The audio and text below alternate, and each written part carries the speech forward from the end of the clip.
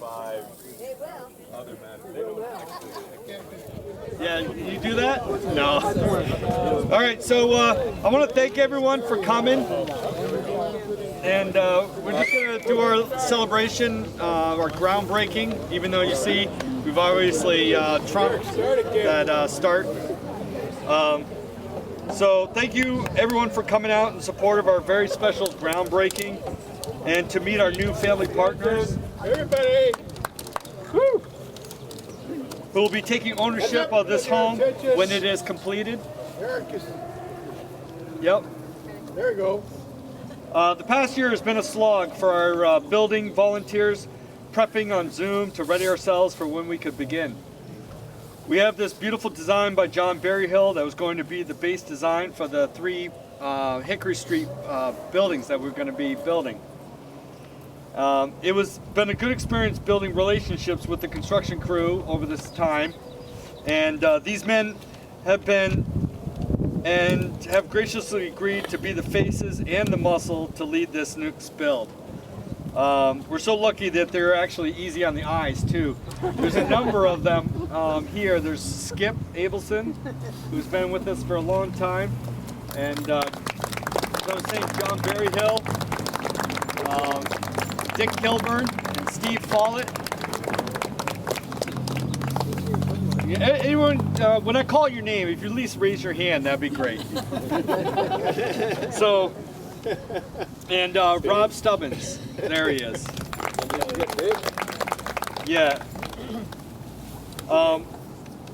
We have worked 3 days on site, or this is our 4th day thus far, and we now have the electric conduit run across the whole lot. We've dug the foundation and put in the footings. This progress was possible because of, I guess, those incredible Zoom meetings, I suppose, over the last year.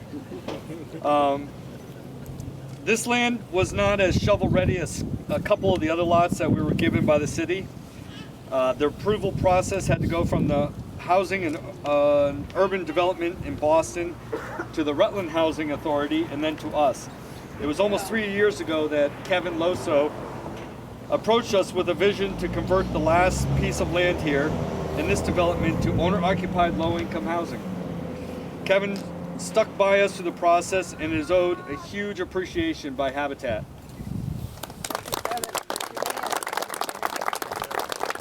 There he is. Kevin, we are grateful to you and the Rutland Housing Authority for giving us this land. Would you care to share what this project will mean for the 4th Street development and housing in Rutland? Hi, Kevin. Hi there. Wow, did we think this day would ever come, huh, Eric? This is amazing. As you can well imagine, getting through the Department of Housing and Urban Development's bureaucratic process was a piece of cake, right? We've been working on it for quite some time. They threw us some curveballs, but finally about 6 months ago we were able to close on the property and formally hand it over to Habitat for Humanity. So we are absolutely thrilled. As you can see, there's kind of a big open space here at the end of Hickory Street. So this allowed us to accomplish our goal of building out the streetscape. And for those of you who have been in Rutland for a while, you may remember the old Forest Park. I hope you don't. I hope you've forgotten all about Forest Park, because that was our goal, was to completely revitalize this neighborhood. And the Habitat homes are an integral part of that process. We had always hoped to build single-family homes on this site. The market just did not support that. And 10, 12 years later, here we are. Not only does the market support it, but the market demands it.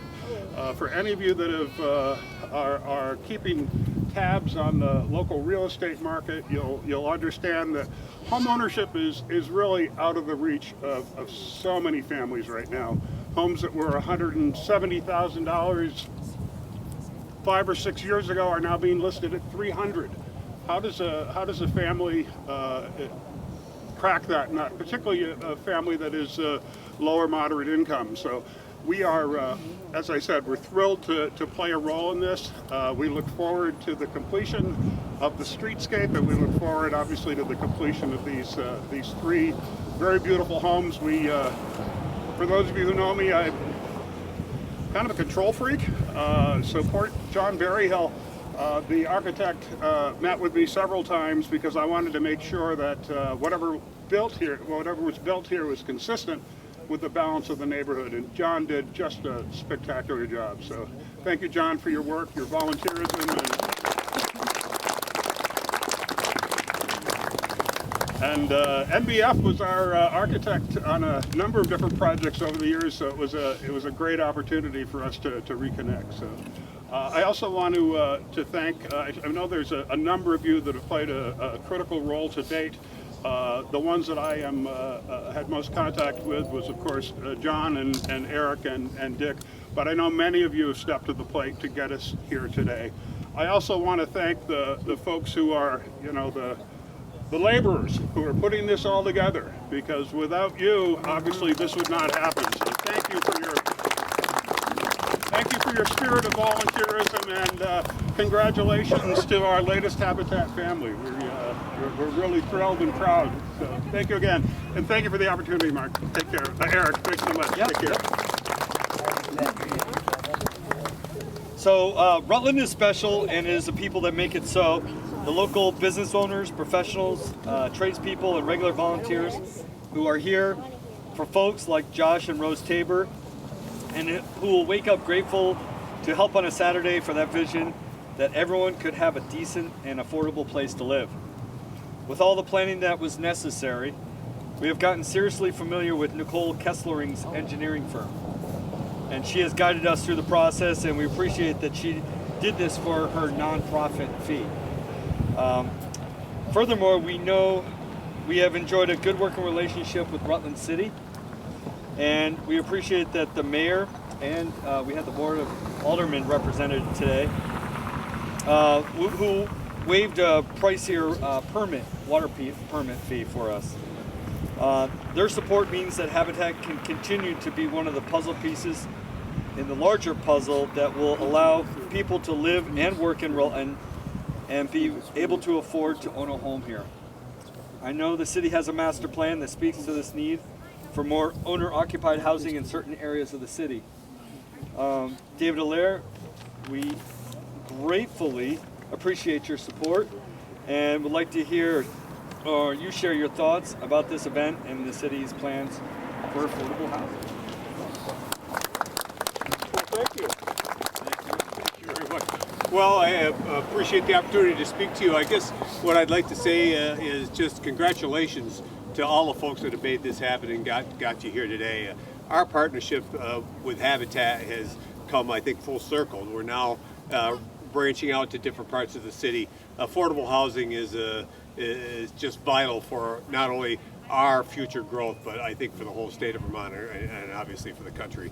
These are different times that we're all experiencing with COVID and now with inflation and just the day-to-day experiences that we're all sharing. To have folks like Habitat step up and be able to provide, housing for this family here, it's congratulations. I'm so excited for you, really are.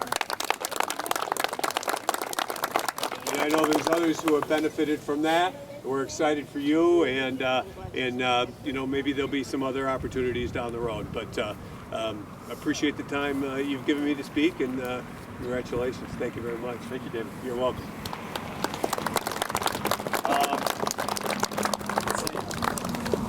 So there are many volunteers who make the Habitat experience so exciting and special, and it brings out the best of what Rutland has to offer. Our home buyer selection and support committee is a prime example. They review applications and meet with the potential families. They hear their stories and concerns and dreams of what owning their first home would mean to themselves and their families' lives.